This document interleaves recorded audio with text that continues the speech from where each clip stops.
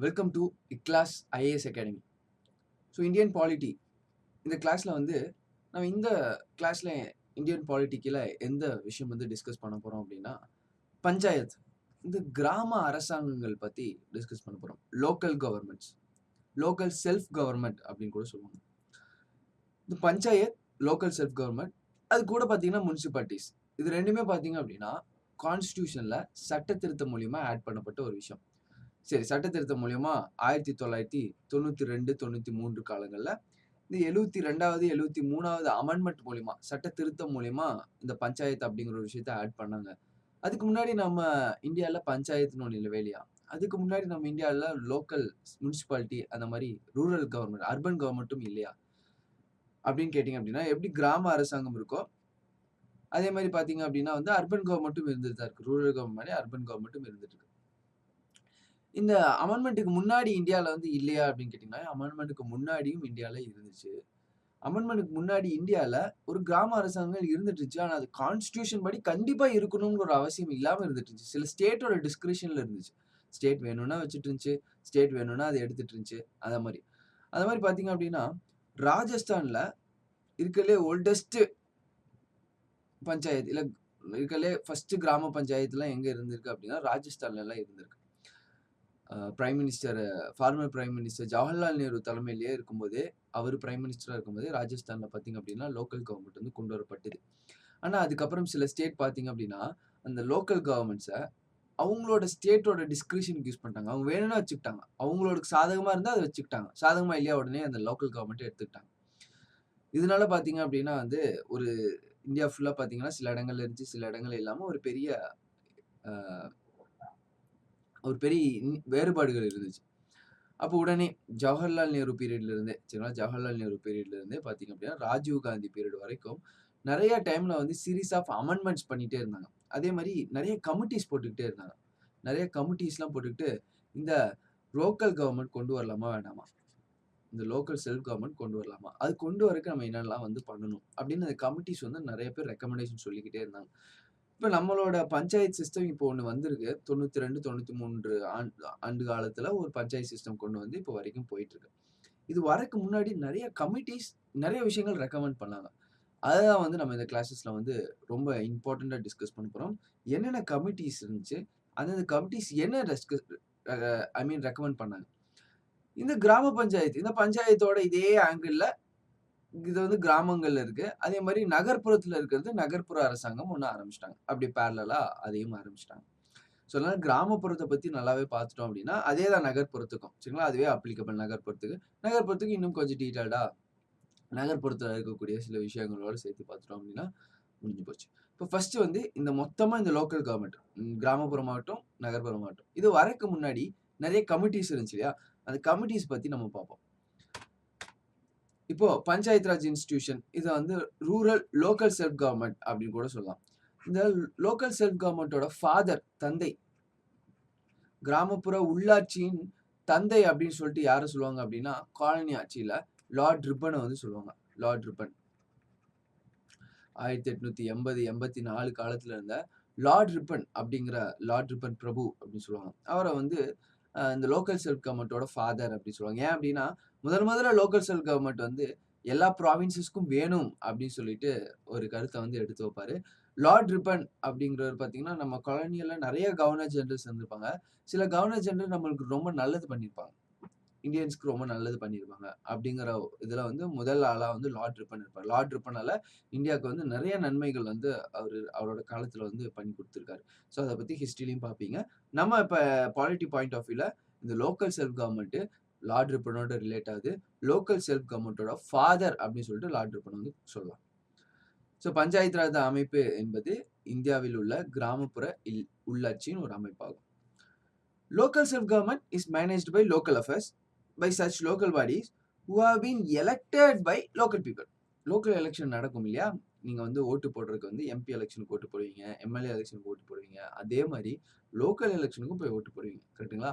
Local எலெக்ஷனுக்கும் ஓட்டு போடுவீங்க. இவ்வளோ நாள் அது பேலட் பேப்பர்ல இருந்துச்சு. இப்ப அதையும் பார்த்தீங்க அப்படின்னா, மெஷின் மூலியமா லோக்கல் எலெக்ஷனும் நெறைய இடங்கள்ல பண்ணிட்டு இருக்காங்க. இன்னும் சில இடங்கள்ல பேலட் பேப்பர்ல தான் நடந்துட்டு இருக்கு. இப்ப ரீசென்ட்டா மண்டேலா அப்படிங்கிற ஒரு படம் பார்த்திருந்தீங்க அப்படின்னா அந்த படமும் பார்த்தீங்க அப்படின்னா, லோக்கல் எலக்ஷன சார்ந்திருந்த ஒரு நல்ல ஒரு படம். ஸோ அந்த படத்துல பார்த்தீங்க அப்படின்னா, அது இப்ப ரீசென்ட்டா நடந்த காலகட்டத்தில தான் வச்சிருப்பாங்க. அந்த காலகட்டமும் பார்த்தீங்க அப்படின்னா, ரொம்ப பின்னாடி இருக்க காலகட்டம்ல. இப்ப இருக்கக்கூடிய 2016, 17, 18 காலகட்டத்தில தான் அந்த படமும் நடந்திருக்கும். லோக்கல் எலக்ஷன் பேலட் பேப்பர்ல தான் நடந்திருக்கும். இன்னும் சில இடங்கள் மேபி உங்க ஏரியாலயே கூட நீங்க வந்து அ இவிஎம் எலக்ட்ரானிக் வோட்டிங் மிஷின்ல வோட் பண்ணியிருப்பீங்க. அதனால பஞ்சாயத்து எலக்ஷன் மொத்தமா பேலட் பேப்பர் இன்னும் மாறல. ஐ மீன் மொத்தமா மெஷினுக்கு இன்னும் மாறல. சில இடங்கள்ல பேலட் பேப்பரும் பயன்படுத்திட்டு தான் இருக்காங்க. டைரக்ட்டா மக்கள் போய் ஓட்டு போடுறாங்க. அதனால லோக்கல் செல்ஃப் கவர்ன்மென்ட்டும் பார்த்தீங்க அப்படின்னா, லோக்கல் பீப்பிளால டைரக்ட்டா எலக்ட் பண்றது. சரிங்களா? நம்ம எலக்ட் பண்றவங்க.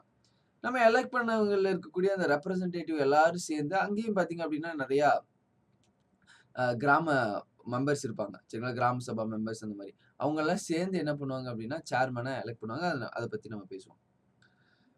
Panchayat raj institution was constitutionalised through 73rd amendment. 73வது அரசியலமைப்பு சட்ட திருத்தம்படி 1992ல கொண்டு வரப்பட்டது தான் ஒண்ணு. அதுக்கப்புறம் சட்ட திருத்தம் பண்ணி தான் கொண்டு வந்திருக்காங்க. அதுக்கு முன்னாடி இல்லங்கிற ஒரு விஷயம் நெனச்சிடக்கூடாது. அதுக்கு முன்னாடியும் இருந்துச்சு. அதுக்கு முன்னாடி அங்கங்க பிச்சு பிச்சு ஒரு அமைப்பு இல்லாம இருந்துச்சு. அதுக்கப்புறமா அதுக்குன்னு ஒரு டிஃபைன்ட் கேரக்டர் வந்து குடுத்துட்டாங்க. 73rd கான்ஸ்டிடியூஷனல் அமெண்ட்மென்ட் குடுத்திருக்காங்க. To build democracy at the grass root level. இதான் ரொம்ப முக்கியம் இல்லையா? காந்தி சொல்லிட்டு போனது. காந்தி ஒரு டிபிஎஸ்பில கூட குறிப்பிட்டிருப்பாரு. ஸோ வில்லேஜ்க்கு வந்து கிராஸ் ரூட் லெவல்ல டெமோக்ரஸி குடுக்கணும். டீசென்ட்ரலைசேஷன் பண்ணணும். அப்படின்னு அது காந்தியன் ஐடியல்ஸ்க்கு ஏத்த மாரி நம்ம இந்த விஷயங்கள வந்து கொண்டு வந்திருக்கோம். சரி பஞ்சாயத்து அப்படிங்கிறது எப்படி எவால்வ் ஆயி வந்துச்சு? இந்த பஞ்சாயத்து அப்படிங்கிறத பார்க்குறது வெறும் பஞ்சாயத்து மட்டும் இல்ல. லோக்கல் கவர்ன்மெண்ட்னு எடுத்துப்போம். சரிங்களா? Local government. இந்த உள்ளூராட்சி எப்படி எவால்வ் ஆயி வந்துச்சு? இதே மாரி தான் அந்த பஞ்சாயத்து எவால்வ் மாரி தான் முனிசிபாலிட்டியும் கொண்டு வந்தாங்க. சரிங்களா? இது தனியா எவால்வ் ஆயி, அது தனியா எவால்வ் ஆகல. Evolution of panchayat. பஞ்சாயத்தோட வளர்ச்சி எப்படி இவ்ளோ நாளைக்கு அப்புறம், இவ்ளோ கமிட்டீஸ்க்கு அப்புறம் இப்போ ஒரு பஞ்சாயத்து அப்படிங்கிற ஒரு விஷயம் வந்திருக்கு இல்லையா?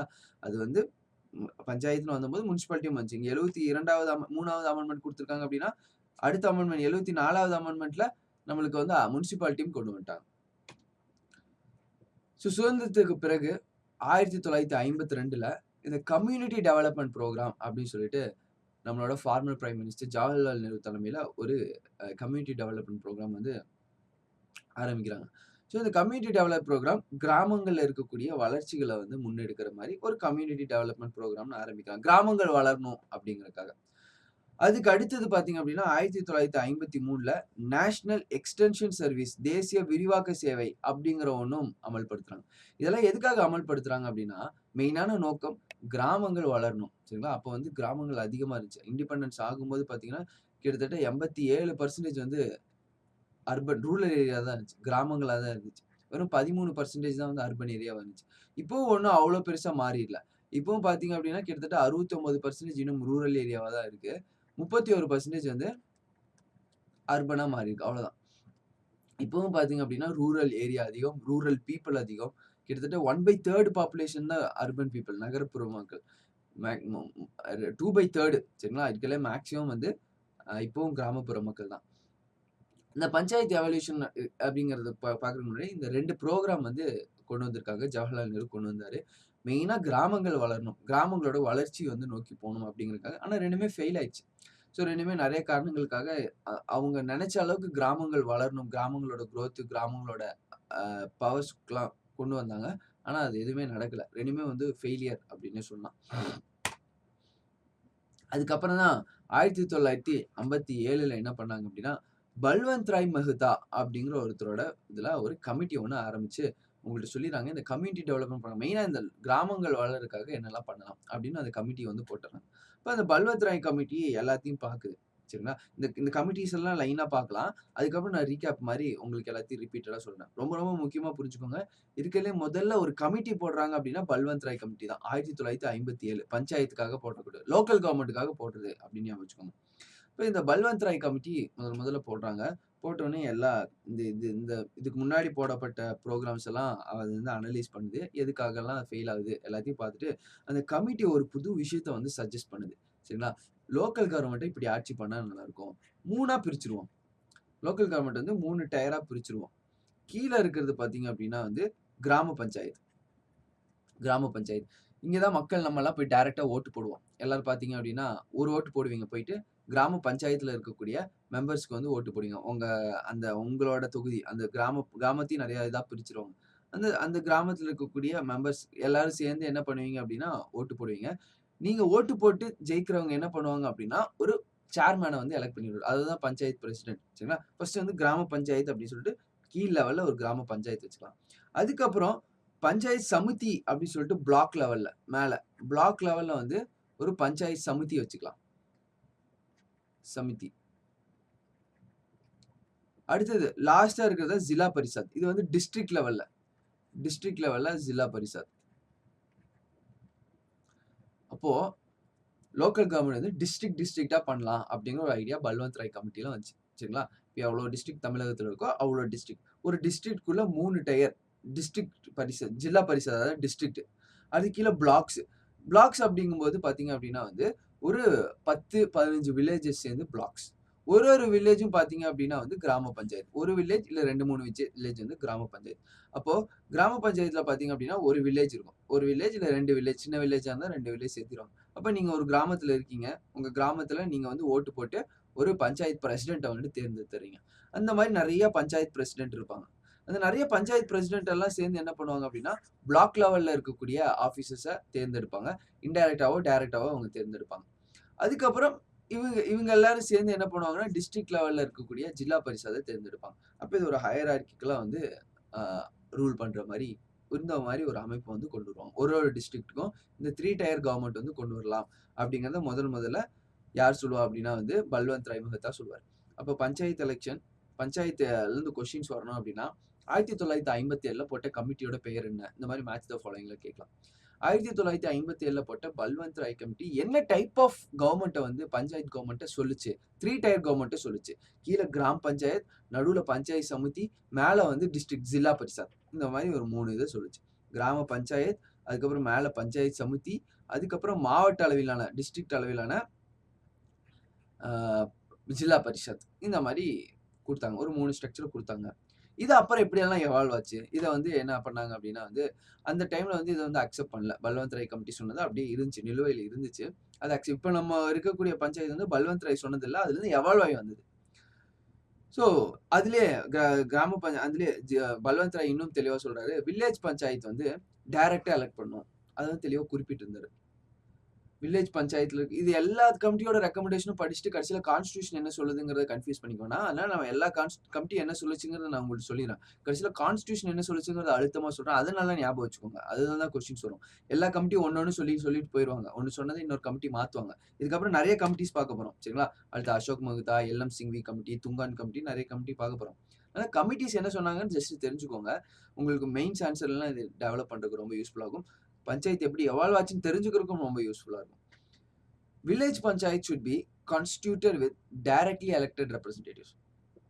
அவங்களே சொல்லிட்டாங்க. கிராம பஞ்சாயத்து நேரடியாக தேர்ந்தெடுக்கப்பட்ட உறுப்பினர்களால் இருக்கும். அடுத்தது பஞ்சாயத்து சமிதி மற்றும் ஜில்லா பரிஷத் மறைமுகமாக தேர்ந்தெடுக்கப்பட்ட உறுப்பினர்களால் உருவாக்கப்பட வேண்டும் சொல்லிட்டாரு. அப்ப இதுல டைரக்ட், இன்டைரக்ட்லாம் கன்ஃப்யூஸ் ஆகுறதுக்கு இதே இல்ல. டைரக்ட் அப்படின்னா மக்கள் நம்ம நேரடியா போயிட்டு பார்த்தீங்க அப்படின்னா, கிராம மெம்பர் இருக்காங்கல்ல, அந்த கிராம பஞ்சாயத்து. அந்த ஒரு ஓட்டு தான் நீங்க போடுவீங்க. கரெக்ட் தானே? கிராம பஞ்சாயத்துல இருக்கக்கூடிய அந்த சேர்மேனுக்காக ஒரே ஒரு ஓட்ட போட்டு வந்துருவீங்க. இந்த கிராம பஞ்சாயத்து அந்த மாரி நெறைய சேர்மேன் சேர்ந்து அடுத்த லெவல் செலக்ட் பண்ணிப்பாங்க. அவங்க சேர்ந்து அடுத்த லெவல். அப்ப இன்டைரக்ட்டா அவங்க செலக்ட் பண்ணிக்கிறாங்கன்னா, எப்படி நம்மளோட ரெப்ரசன்டேட்டிவ் பிரசிடென்ட்டையும் ராஜ்யசபா மெம்பரையும் செலக்ட் பண்றாங்க. அந்த மாரி இன்டைரக்ட்டா. அதனால தான் அது இன்டைரக்ட். அது வந்து இன்டைரக்ட் ஜில்லா பரிஷத்தும் இன்டைரக்ட்டா எலக்ட் பண்ணிப்பாங்க. ஏன்னா மக்கள் எல்லாத்துக்கும் போய் ஒரு ஒரு லெவலுக்கு ஓட்டு போடணும்னு தேவையில்ல. ஃபர்ஸ்ட் லெவலுக்கு ஓட்டு போட்டா போதும். அடுத்த லெவல்லாம் வந்து இன்டைரக்ட்டா எலக்ஷன் மூலியமா அவங்களே ஃபில் பண்ணிக்கிறாங்க. அந்த கான்செப்ட் தான் சொல்றாங்க. All planning and development activities should be entrusted to these bodies. அனைத்து திட்டமிடல் மற்றும் மேம்பாட்டு நடவடிக்கைகள் இந்த அமைப்புகளிடம் ஒப்படைக்க வேண்டும். ஸோ எல்லா டெவலப்மெண்டல் ஆக்டிவிட்டீஸும் இவங்கள்ட்ட ஒப்படைச்சிருங்க.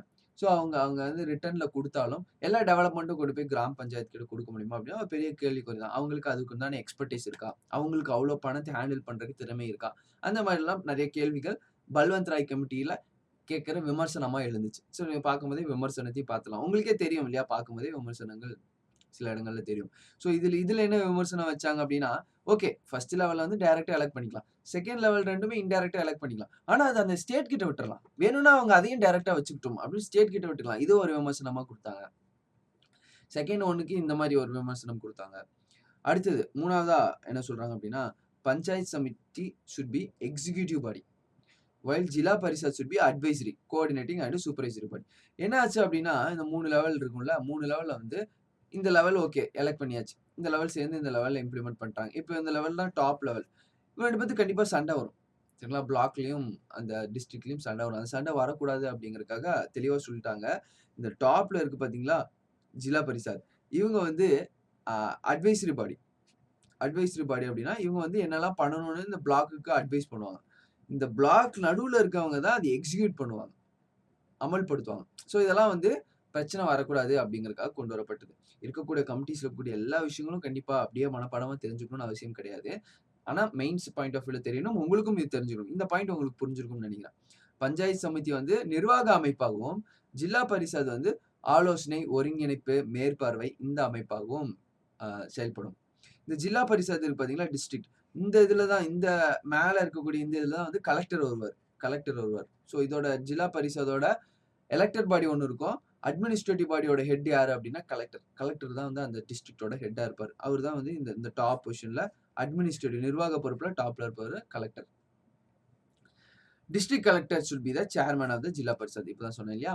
டிஸ்ட்ரிக்ட் கலெக்டர் இருக்காரு இல்லையா? அந்த மாநிலத்தோட மாவட்டத்தோட கலெக்டர். அவரு தான் அதோட ஹெட்டா இருப்பாரு. நெறையா படங்கள்லாம் பார்த்தீங்கன்னா, பஞ்சாயத் அப்படிங்கிற ஒரு வெப் சீரிஸ்லாம் வந்துருந்துச்சு. அமேசான் பிரைம்ல. ஸோ அதெல்லாம் பார்த்தீங்க அப்படின்னா, உங்களுக்கு அந்த கலெக்டரோட வேலை எப்படி இருக்கு? ஒரு அது வந்து ஃபுல் அண்ட் ஃபுல் ஒரு பஞ்சாயத்த காமிப்பாங்க. அந்த பஞ்சாயத்துல இருக்கக்கூடிய ஒரு பிரின்சிபல் செக்ரட்டரி, அதாவது பஞ்சாயத்து செக்ரட்டரியும், அதுக்கப்புறம் அந்த பஞ்சாயத்துல மக்கள் மூலியமா டைரக்ட்டா தேர்ந்தெடுக்கப்பட்ட ஒரு பிரசிடென்ட். அது வந்து ஒரு ஆண் ஆம் அ அது வந்து ஒரு பெண் பிரசிடென்ட் தான். ஏன்னா, அது தொகுதி வந்து விமென்க்கு ரிசர்வ் பண்ணி வச்சிருக்காங்க. அதெல்லாம் நம்ம 72வது அமெண்ட்மென்ட் பத்தி பார்க்கும்போது பார்ப்போம். பெண் தொகுதியில பார்த்தீங்கன்னா, பெண்ணுக்கு ஒதுக்கப்பட்ட தொகுதியில ஹஸ்பண்ட் என்ன பண்ணுவாருன்னா, அவர் ஒய்ஃப நிறுத்தி வச்சுருவாரு, ஜெயிச்சுருவாரு. ஆனா, அவங்க ஒய்ஃப் அந்த பஞ்சாயத்துக்கே வரமாட்டாங்க. வெறும் யாரு அவங்க அந்த மக்கள வந்து அந்த பஞ்சாயத்து ஆஃபீஸ வந்து ஹேண்டில் பண்ணுவா அப்டின்னா, அந்த ஹஸ்பண்ட் தான் ஹேண்டில் பண்ணுவாரு. ஸோ, அந்த விஷயத்தையும் தெளிவா குறிப்பிட்டிருப்பாங்க. இடஒதுக்கீடு குடுத்தும் பெண்களுக்கு அந்த இடம் கொடுக்கப்படல. அந்த அந்த விஷயத்தையும் அந்த பஞ்சாயத்து அப்டிங்கிற வெப் சீரிஸ்ல குறிப்பிட்டிருப்பாங்க. பஞ்சாயத்து கவர்ன்மெண்ட்ட பத்தி நடைமுறையில கிரவுண்ட்ல இருக்கிற விஷயத்த அப்படி தெளிவா காட்டியிருப்பாங்க. பிரின்சிபல் செக்ரட்டரியோட வேலைய வந்து தெளிவா குறிப்பிட்டிருப்பாங்க. கலெக்டரோட வேலை எப்படி அந்த கிராமத்தோட எப்படி அவங்க ஓவர்வியூ பண்றாங்க, எந்தெந்த விஷயத்தலாம் வந்து அவங்க மிரட்டுறாங்க, அந்த விஷயத்தெல்லாம் இந்த பஞ்சாயத்து வெப் சீரிஸ்ல தெளிவா குறிப்பிட்டிருப்பாங்க. இப்ப இந்த டிஸ்ட்ரிக்ட் கலெக்டர் பார்த்தீங்க அப்படின்னா, ஒரு ஜில்லா பரிஷத்தோட ஹெட்டா இருப்பாரு. ஜில்லா பரிஷத் தான் பஞ்சாயத்தோட ஸ்ட்ரக்சரோட ஹெட்டா இருக்கு. இதெல்லாம் பல்வந்த் ராய் கமிட்டில சொல்லிட்டு போயிட்டாங்க. There should be a genuine transfer of power and responsibility to these democratic bodies. So இதுலலாம் என்ன சொல்ட்டாங்க அப்படின்னா, இந்த டெமோக்ராட்டிக் பாடிஸ், இந்த மக்கள் மூலியமா தேர்ந்தெடுக்கப்படுற இந்த பாடிஸ்க்கு வந்து பவர் ஷேரிங் வந்து குடுக்கணும். ஜென்யூனா குடுக்கணும். ஆனா எந்த இடத்துலயும் இத வந்து கான்ஸ்டிடியூஷன் படி குடுக்கணும்னு எங்கேயுமே குடுக்கல. அது பின்னாடி அசோக் மெஹ்தா கமிட்டில தான் குடுத்துருக்காங்க. ஸோ இத வந்து ஜென்யூனா நீங்க வந்து ட்ரான்ஸ்ஃபர் பண்ணி குடுக்கணும் அப்படிங்கிறதையும் ஒரு ரெக்கமெண்டேஷனா குடுத்துருக்காங்க. ஸோ இதெல்லாம் தான் பல்வந்த் ராய் கமிட்டியோட முக்கியமான ரெக்கமெண்டேஷன்ஸ். ரொம்ப ரொம்ப முக்கியம். ஏன்னா, ஆரம்பத்துல ஒரு பெரிய கமிட்டி போட்டு பஞ்சாயத்துக்காக கொண்டு வராங்க. இத இத வச்சு தான் இனி அடுத்ததெல்லாம் வருது. இந்த 3 டயர் வேணாம், 2 டயர் வச்சுக்கலாம் அப்படிங்கிறதும், டைரக்ட் எலக்டட் ஃபர்ஸ்ட் லெவல்ல இருக்கு. செகண்ட் லெவல்ல வேணும்னா ஸ்டேட் கவர்ன்மெண்ட் வச்சுக்கலாம் அப்படிங்கிறது எவால்வ் ஆயி வந்ததும், அதே மாரி இந்த genuine transfer of power and responsibility வந்து நம்ம வந்து கான்ஸ்டிடியூஷன்லயே குடுத்துறணும் அப்படிங்கிற விஷயம்லாம் அப்புறம் தான் வருது. இதுல இருந்து அடுத்தடுத்தங்கள் வந்து எடுக்கப்படுது.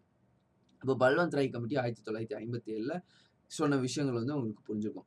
சிம்பிளா சொல்லணும் அப்படின்னா, முதல் கமிட்டி பல்வந்த் ராய் கமிட்டி 1957ல 3 டயர் ஸ்ட்ரக்சர்ல வந்துக்கலாம். கீழ வந்து கிராம பஞ்சாயத், பஞ்சாயத்து சமிதி, மேல பார்த்தீங்க அப்படின்னா ஜில்லா பரிஷத்.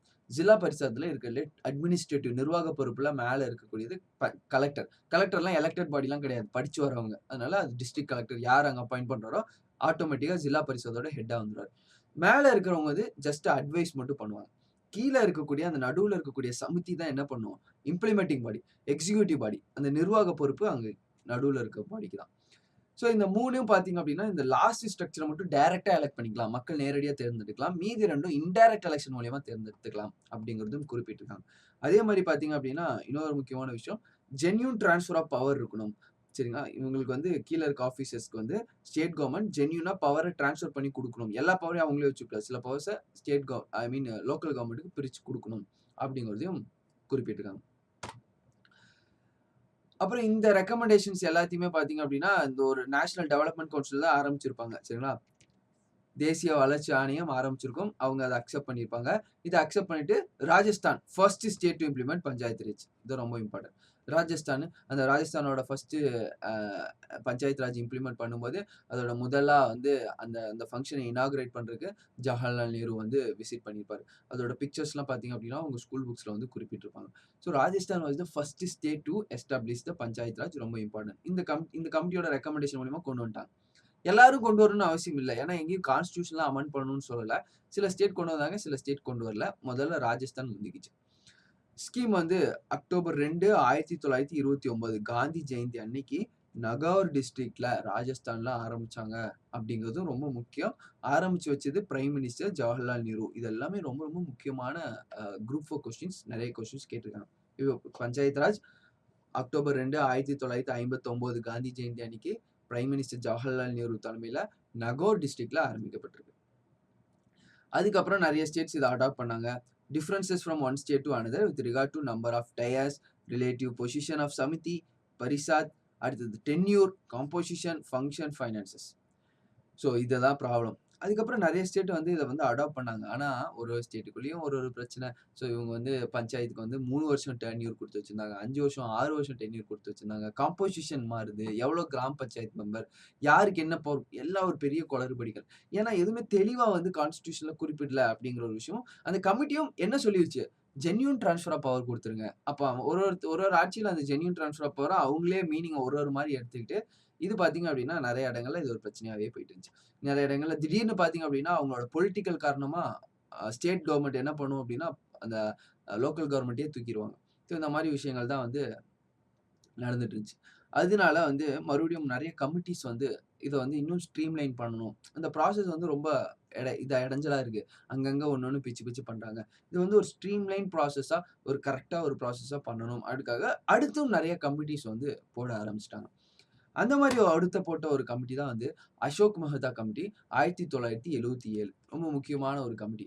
அசோக் மெஹ்தா கமிட்டி பார்த்தீங்க அப்படின்னா, உங்களுக்கு தெரியும் இல்லையா? இந்த டைம்ல தான் 1978 44வது அமெண்ட்மென்ட் பண்ணோங்கிறது பார்த்தோம். அப்போ அந்த காங்கிரஸ் ஆட்சி இவ்வளோ நாள் பண்ண காங்கிரஸ் ஆட்சிய தூக்கிட்டு ஒரு 2 வருஷத்துக்கு பார்த்தீங்க அப்படின்னா, ஒரு என்டிஏ டெமோக்ராட்டிக் அலையன்ஸ் வந்து ஒரு குறுகிய காலத்துக்கு 2 வருஷம் பார்த்தீங்கன்னா, ஒரு பிஜேபி ஆட்சி இருக்கும் அப்படிங்கிறத பார்த்தோம். ஸோ அந்த ஆட்சி நடக்கிற டைம். அப்ப அவங்களால ரெக்கமெண்ட் பண்ணது தான். சரிங்களா? அப்ப இருந்த ஆப்போசிஷன் கவர்மெண்ட்டால போடப்பட்டது தான் அசோக் மெஹ்தா கமிட்டி. இவங்க வந்தாங்க.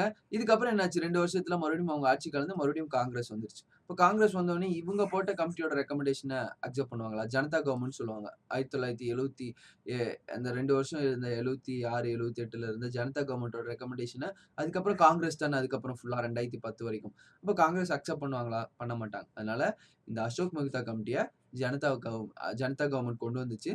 அடுத்தது காங்கிரஸ் கவர்மெண்ட் இத ஏற்க மறுத்துருச்சு. ஆனா அசோக் மெஹ்தா கமிட்டி ஒரு முக்கியமான ஒரு விஷயங்கள் வந்து சொல்லிட்டு போனாங்க. ரொம்ப முக்கியமான எவால்வ் ஆகுறதுக்கு ரொம்ப முக்கியமான விஷயம். அதுல முக்கியமா அசோக் மெஹ்தா கமிட்டி சொன்னது, எதுக்கு 3 டயர் ஸ்ட்ரக்சர்? 2 டயர் ஸ்ட்ரக்சர் வச்சுக்கலாம். அப்படிங்கிறத 2 டயர் பஞ்சாயத் ராஜ் சிஸ்டம் முதல்ல வந்து ப்ரொபோஸ் பண்ணது யாரு அப்படின்னா, Ashok Mehta committee. So Ashok Mehta committee 1977ல 2 டயர் ஸ்ட்ரக்சர் கொண்டு வரலாம் அப்படின்னு சொல்லிட்டு ப்ரொபோஸ் பண்ணாங்க. ஸோ டிசம்பர் 1977 பை ஜனதா கவர்மெண்டால இந்த அசோக் மெஹ்தா கமிட்டி அப்படிங்கிற ஒரு கமிட்டி வந்து போடப்பட்டது. The committee recommended 2 tier panchayat raj institutional structure consisting of ஜில்லா பரிஷத், மண்டல் பஞ்சாயத் அவ்வளவுதான். சரிங்களா? ஒரு ஜில்லா பரிஷத் டாப்லயும் கீழ வந்து ஒரு மண்டல் பஞ்சாயத்தும். மண்டல் பஞ்சாயத் ஒரு 2 ஆஃப் 3 மோர் பஞ்சாயத்து எல்லாமே சேர்ந்தது மண்டல் பஞ்சாயத். ஸோ இது வந்து 2 அடுக்கு பஞ்சாயத் ஸ்ட்ரக்சரை கொண்டு வந்த கமிட்டி எது? ரெக்கமெண்ட் பண்ண கமிட்டி எது? அப்படிங்கிற கொஸ்டின்ஸ் வந்து கேட்டிருக்காங்க. அசோக் மெஹ்தா கமிட்டி 1977 ஜனதா கவர்மெண்டால கொண்டு வரப்பட்டது. இப்ப இவ்வளவு நாள் மத்த எல்லா கமிட்டிஸும் பார்த்தீங்கன்னு வைங்க, இதுக்கு முன்னாடி பார்த்தது, இதுக்கு அப்புறம் பார்த்தது எல்லாமே காங்கிரஸோட கமிட்டிஸ். இது ஒண்ணு மட்டும் ஜனதா பார்ட்டியோட கமிட்டி. ஸோ அதனால முக்கியமான ஒரு விஷயம். District was suggested as the first point of decentralisation below the state level. District தான் ஃபர்ஸ்ட் வந்து தனியா எடுத்துட்டு போணும். அதுக்கு முன்னாடி வந்து கிராமங்கள தனியா இருந்துச்சு. கிராமங்கள்ல வச்சு அடுத்தது எல்லாத்தையும் பில்ட் பண்ணாங்க. டிஸ்ட்ரிக்ட்ட வச்சு அடுத்தது பில்ட் பண்ணணும். அப்படிங்கிறது அசோக் மெஹ்தாவோட கமிட்டி.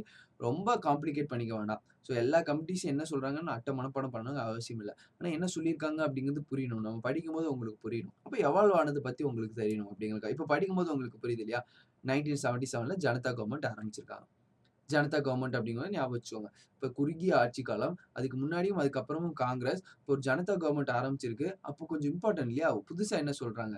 புதுசா என்ன சொல்லியிருக்காங்கன்னா 3 டயர் ஸ்ட்ரக்சர், 2 டயர் ஸ்ட்ரக்சர். இதுவே ஒரு பெரிய விஷயம் தான். 3 டயர 2 டயரா ஆக்கிக்கலாம் அப்படிங்கிறத வந்து குறிப்பிட்டிருக்காங்க. அதுக்கப்புறம் பார்த்தீங்க அப்படின்னா, டிஸ்ட்ரிக்ட்ல இருந்து ஆரம்பிப்போம். டிஸ்ட்ரிக்ட்ட ஒரு பாயிண்ட்டா வச்சு ஆரம்பிக்கலாம். அதுக்கு முன்னாடிலாம் கிராமங்கள வச்சு ஆரம்பிச்சாங்க. டிஸ்ட்ரிக்ட் ஒரு மாவட்டத்த வச்சு மாவட்டத்தில எவ்வளோ கிராமங்கள் இருந்தாலும் ஓகே. மாவட்டத்த வச்சு ஆரம்பிக்கலாம் அப்படிங்கிற ஒரு டீசென்ட்ரலைஸ் அந்த ஒரு கான்செப்ட்டையும் அசோக் மெஹ்தா கமிட்டி 1977ல குடுத்துச்சு. Zilla Parishad should be the executive body and made responsible for planning at the district level. So zilla parishad வந்து எக்ஸிக்யூட்டிவ் பாடி ஆக்கிட்டாங்க. ஸோ இதுக்கு முன்னாடி ஜில்லா பரிசாத் அட்வைசரி பாடியா இருந்துச்சு. அதனால தான் எந்தெந்த கமிட்டியில என்னென்ன சொல்றாங்கன்னு நீங்க மனப்பாடம் பண்ணணும் அவசியம் இல்ல. ஆனா புரிஞ்சுக்கோங்க எப்படி எவால்வ் ஆயிட்டு வராங்க. லாஸ்ட்டா கான்ஸ்டிடியூஷன் அமெண்ட்மென்ட் பண்ணி சேர்த்திருக்காங்க இல்லையா? அப்ப என்ன ஸ்ட்ரக்சர் இருக்குன்னு நம்ம கண்டிப்பா அது நம்ம மனப்பாடம் பண்ணணும். அது மனப்பாடம் பண்றதுக்கு இந்த விஷயங்கள் தெரிஞ்சா தான் அத மனப்பாடம் பண்ண முடியும். இப்ப ஜில்லா பரிஷத் வந்து எக்ஸிக்யூட்டிவ் பாடி. அப்ப ஜில்லா பரிஷத் நிர்வாக பொறுப்பை எடுத்துக்கும். இந்த பிளானிங் எல்லாத்தையுமே டிஸ்ட்ரிக்ட் லெவல்ல பண்றது எல்லாத்தையும் ஜில்லா பரிஷத் மேல இருந்து ஜில்லா பரிஷத் பண்ணிக்கும். ஜில்லா பரிஷத்துக்கு இப்பவும் கலெக்டர் தான் head. There should be an official participation of political parties at all levels of panchayat election. இது ரொம்ப முக்கியமான ஒரு விஷயம். அசோக் மெஹ்தா கமிட்டியில சொல்லிட்டாங்க, பொலிட்டிக்கல் பார்ட்டிஸ் எல்லா பொலிட்டிக்கல் பார்ட்டிஸ்ல இருக்கக்கூடிய இப்போ டிஎம்கே இருக்கு. இப்போ நம்ம ஸ்டேட் எடுத்துட்டோம் அப்படின்னா டிஎம்கே இருக்கு, ஏடிஎம்கே இருக்கு, பிஎம்கே இருக்கு. இந்த மாதிரி நிறைய பார்ட்டிஸ் வந்து ஆட்சியில் இருக்கு.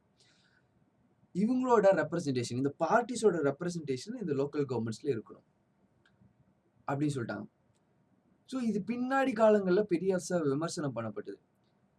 ஆல்ரெடி பார்த்தீங்க அப்படின்னா ஸ்டேட் எலெக்ஷன், சென்ட்ரல் எலெக்ஷன் சொல்லிட்டு பார்ட்டிஸ் வந்து சண்டை போட்டுட்டு ஒரு பெரிய எலெக்ஷன்ஸ் வரும்போது ஒரு பொலிட்டிக்கல் விஷயமா நிறைய இன்ஃப்ளூயன்ஸ் வரும். மக்களோட நலனை தாண்டி ஜெயிக்கணும் அப்படிங்கிறது அந்த பார்ட்டியோட ஒரு நோக்கமா இருக்கும். அதனால மறுபடியும் லோக்கல் எலெக்ஷன்லயும் இந்த பார்ட்டிஸை கொண்டு வந்து வச்சுட்டீங்கன்னு வைங்க. பார்ட்டிஸு அதெல்லாம் பொலிட்டிக்கல் பார்ட்டிஸ் கொண்டு வந்துட்டா மறுபடியும் லோக்கல் எலெக்ஷனும் பார்த்தீங்க அப்படின்னா ஒரு அடுத்த எலெக்ஷன்ல வந்து எம்எல்ஏஸ்க்கு ஓட்டு வாங்குறதுக்கு அதுக்காக வந்து பயன்படும். அதனால வந்து லோக்கல் பாடிஸை வந்து பொலிட்டிக்கல் இன்ஃப்ளூயன்ஸ்ல இருந்து மாத்தி வச்சிடலாம். பொலிட்டிக்கல் பார்ட்டிஸ் எல்லாம் இதுல இன்ஃப்ளூயன்ஸ் பண்ணணும். இதை வந்து தனி ஆட்சியா விட்டுறலாம் அப்படிங்கிற ஒரு முன்னேற்பாடு வந்து கொடுத்துட்டு தான். ஸோ அதனாலதான் இப்ப பாத்தீங்க அப்படின்னா இந்த லோக்கல் எலெக்ஷன்ஸ்ல வந்து பொலிட்டிக்கல் இன்ஃப்ளூயன்ஸ் வந்து இருக்கக்கூடாது. பொலிட்டிக்கல் பாடிஸோட பொலிட்டிக்கல் டிஎம்கே, ஐடிஎம்கேட இன்ஃப்ளூயன்ஸ் இருக்கக்கூடாது அப்படின்னு சொல்றாங்க. ஆனா நடைமுறையில இல்ல. நடைமுறையில பாத்தீங்க அப்படின்னா அவங்களும் பாத்தீங்கன்னா நிறைய இடங்கள்ல டிஎம்கேவும் நிக்கிறாங்க, ஏடிஎம்கே நிக்கிறாங்க. இதுல ஒரு முக்கியமான ரெக்கமெண்டேஷனாவே இந்த அசோக் மெஹ்தா கமிட்டி 1977ல குறிப்பிட்டுருச்சு. ஸோ எல்லா பொலிட்டிக்கல் பார்ட்டில இருந்து அஃபிஷியல் ரெப்ரஸன்டேஷன் கிரவுண்ட் லெவல்ல கொடுக்கணும் அப்படிங்கிறது. அடுத்தது நம்ம ரெண்டு லெவல் தானே 2 டயர் ஸ்ட்ரக்சர். மேல ஜில்லா பரிஷத் அவங்க நிர்வாக பொறுப்பு எடுத்துப்பாங்க. கீழே இருக்கக்கூடியது அடுத்த லெவல்ல இருக்கக்கூடியவங்க வந்து என்னன்னா டெவலப்மெண்ட் ஃபங்க்ஷனையும் அவங்களே எடுத்துப்பாங்க. அதுதான். இப்போ 3 டயர் வந்து 2 டயரா முதல்ல சொன்னது அசோக் மெஹ்தா 1977. அசோக் மெஹ்தா கமிட்டி ரொம்ப முக்கியமான விஷயம். அதுக்கு முன்னாடியும் பின்னாடியும் காங்கிரஸ் வரும்போது நடுவுல ஒரு ஜனதா பார்ட்டியோட ரூல் இருக்கும்போது அவங்க சொன்ன ஒரு கமிட்டி. அஃப்கோர்ஸ் இவங்க வந்து ஒரு ஜனதா பார்ட்டி. இதுக்கப்புறம் ஃபுல்லா காங்கிரஸ் வர ஆரம்பிச்சிருச்சு. அப்ப காங்கிரஸ் கண்டிப்பா இவங்க சொன்னத அக்செப்ட் பண்ண மாட்டாங்க. அதனால இந்த கமிட்டியோட ரெக்கமெண்டேஷனும் அக்செப்ட் பண்ணவே இல்ல. Panchayat Raj institution should have compulsory powers for taxation. So அவங்களுக்கு வந்து கண்டிப்பா வந்து டாக்ஸேஷன் வரி விதிக்கிறதுக்கான பவர்ஸ் வந்து கொடுக்கணும் அப்படிங்கிறதும் அசோக் மெஹ்தா கமிட்டியில சொல்லிட்டு போயிட்டாங்க. ஆனா எதுக்கு வரி விதிக்கணும் அப்படிங்கறதெல்லாம் சொல்லல. அதுக்கப்புறம் நம்மளோட அரசியல் சட்ட திருத்தம் 73, 74ல தெளிவா கொடுத்துட்டாங்க. பஞ்சாயத்துல 18 மேட்டர்ஸ் கொடுத்துட்டாங்க. 18 எப்படி நம்ம ஸ்டேட்டுக்கு 59 மேட்டர்ஸ், 59 சப்ஜெக்ட் அந்த மாதிரி பஞ்சாயத்துக்கு ஒரு 18 மேட்டர்ஸ் கொடுத்துட்டு இந்த 18 மேட்டர்ஸ்ல ஸ்டேட் சொல்லுச்சுனா ஸ்டேட் இதுல தலையீடு பண்ணலாம். இந்த 18 16 குறைச்சிக்கலாம், 18 15 குறைச்சிக்கலாம். அந்த மேட்டர்ஸை நான் என்ன பண்ணிடணும் அப்படின்னா வந்து இந்த பட்டியலை வந்து லோக்கல் கவர்மெண்ட் பஞ்சாயத்து கிட்ட கொடுத்தணும். பஞ்சாயத்துக்கு அதுல வரி விதிக்கிறதுக்கான பவர்ஸ் வந்து கொடுக்கப்பட்டிருக்கு. இதெல்லாம் இப்ப இருக்கக்கூடிய நடைமுறையில இருக்கக்கூடிய விஷயம். நம்ம அசோக் மெஹ்தா என்ன சொல்றாங்கன்னு மட்டும் பார்க்கலாம். அசோக் மெஹ்தா கமிட்டி 1977 என்ன சொல்லிட்டாரு அப்படின்னா டாக்ஸேஷன் பவர் கொடுத்துடணும். லோக்கல் கவர்மெண்ட்க்கு வந்து வரி விதிக்கிற பவர் வந்து கொடுத்துடணும். Chief electoral officer of the state in consultation with the chief election commissioner should organize and conduct panchayat raj election. So panchayat raj எலெக்ஷனை எப்படி நடத்தணும் அப்படிங்கிறதும் அசோக் மெஹ்தா கமிட்டியில குறிப்பிட்டிருக்காங்க. ஆனா இப்ப நம்ம பஞ்சாயத்து ராஜ் எலெக்ஷன் எப்படி நடத்துறோம்? புதுசா ஸ்டேட் எலெக்ஷன் கமிஷன் ஒரு புது பாடியை கிரியேட் பண்ணி நடத்துறோம். ஸோ இது வந்து அந்த டைம்ல இல்ல. அந்த டைம்ல அந்த ஐடியா இல்ல. அதனால அசோக் மெஹ்தா கமிட்டியில இது ஒரு ரெக்கமெண்டேஷன் கொடுத்திருக்காங்க. அடுத்தது minister for panchayat raj should be appointed in the state council of minister. To look after the affairs of the panchayat raj institutions. மாநில அமைச்சர் குழுவில் சரிங்களா, மாநிலத்தில் இருக்கக்கூடிய அமைச்சர் குழு, பிரைம் சீஃப் மினிஸ்டர் கீழே மிஸ்டர் ஸ்டாலினுக்கு கீழே ஒரு அமைச்சர் குழு இருக்கு இல்லையா, அந்த அமைச்சர் குழுல பஞ்சாயத்து ராஜ் அதற்கென்று புது அமைச்சகம் உருவாக்க வேண்டும். ஒரு பஞ்சாயத்து ராஜுக்குன்னு சொல்லிட்டு ஒரு மினிஸ்டர் உருவாக்கணும். அசோக் மெஹ்தா கமிட்டி இதெல்லாம் வந்து ரெக்கமெண்ட் பண்ணிட்டு போயிருக்காங்க. நெக்ஸ்ட் என்னலாம் சொல்லியிருக்காங்க, எஸ்சி எஸ்டி பட்டியலினத்தினர் பழங்குடியினருக்கு சீட் ரிசர்வ் பண்ணணும். முதல்ல சீட் ரிசர்வ் பண்ணணும் அப்படிங்கிறதையும் அசோக் மெஹ்தா கமிட்டியில குறிப்பிட்டிருக்காங்க. Constitutional recognition should be accorded to panchayat raj institution. Panchayat Raj நிறுவனங்களுக்கு அரசியலமைப்பு அங்கீகாரம் வழங்க வேண்டும் சொல்லிட்டார். பஞ்சாயத் ராஜ் அரசியலமைப்பு கான்ஸ்டிடியூஷனல் ரெக்கமெண்டேஷன் கொடுங்க. அசோக் மெஹ்தா கமிட்டில முதல்ல கான்ஸ்டிடியூஷனலா வந்து அரசியல் சட்ட திருத்தம் பண்ணி கான்ஸ்டிடியூஷன்ல ஒரு இடம் கொடுங்க அப்படிங்கிறதும் குறிப்பிட்டிருக்காங்க. அதுக்கப்புறம் ஜனதா கவர்மெண்ட் கொலாப்ஸ் ஆயிடுச்சு இல்லையா, 2 வருஷம் தான் ஆட்சியில் இருந்துச்சு. அவங்களால பெரும்பான்மையை நிரூபிக்க முடியல. அலையன்ஸ்ல தான் கவர்மெண்ட் ஃபார்ம் பண்ணியிருந்தாங்க. அதனால before the completion of its terms 5 வருஷம் முன்னாடியே 2 வருஷத்துலேயே வந்து என்னாச்சு அப்படின்னா கவர்மெண்ட் வந்து காலி ஆயிடுச்சு. ஸோ அதுக்கப்புறம் இந்த recommendation of Ashok Mehta committee அப்படியே ரெக்கமெண்டேஷனாகவே இருந்துச்சு. எந்த இடங்களையும் அது இம்ப்ளிமெண்ட் பண்ணப்படல. ஸோ இந்த பஞ்சாயத்து ராஜ்ல வந்து ரொம்ப முக்கியமான 2 ரெக்கமெண்டேஷன். பல்வந்த் ராய் கமிட்டி 1957லும், அடுத்தது அசோக் மெஹ்தா கமிட்டி ரொம்ப ரொம்ப முக்கியம் 1977ல. இந்த 2 கமிட்டி என்னெல்லாம் ரெக்கமெண்ட் பண்ணுச்சு அப்படிங்கிறத பார்த்துட்டோம். இதை அப்படியே நம்ம மனப்பாடம் பண்ணணுங்கிற அவசியம் கிடையாது. ஏன்னா இதுக்கப்புறம் இன்னும் 2, 3 கமிட்டிஸ் வருது. அதுக்கப்புறம் கான்ஸ்டிடியூஷனே திருத்தம் பண்ணி நிறைய ப்ரொவிஷன்ஸ் வந்துருச்சு. நம்ம அதை தான் வந்து பார்த்துக்கணும். அப்பதான் பிரசன்ட் ஸ்ட்ரக்சர் அதுதான். இதெல்லாம் அவங்களோட ரெக்கமெண்டேஷன்ஸ் மட்டும்தான். ஸோ நெக்ஸ்ட் கிளாஸ்ல வந்து இந்த பஞ்சாயத்தோட மீதி இருக்கக்கூடிய டாபிக்ஸ் வந்து நம்ம டிஸ்கஸ் பண்ணுவோம். அண்ட் தேங்க்யூ ஃபார் வாட்சிங் இக்லாஸ் ஐஏஎஸ் அகாடமி.